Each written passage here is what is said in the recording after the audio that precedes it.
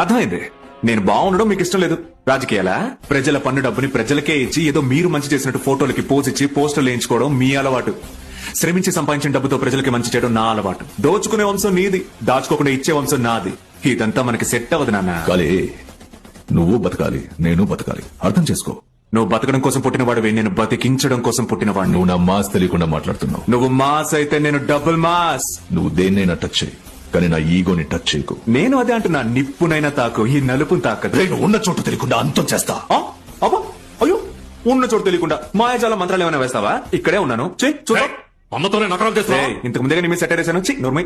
కానీ నేను సైలెంట్ గా ఉన్నాను అనుకోకు, నాకు కోపం వచ్చిందో. నేను అదే అంటున్నా, తెల్ల జుబ్బా వేసుకున్నాను, రుద్రాక్ష మాల వేసుకున్నాను, ట్రస్ట్ నడుపుతున్నాను, చాలా మంచివాడు అనుకుంటున్నావా? అరే పోరా.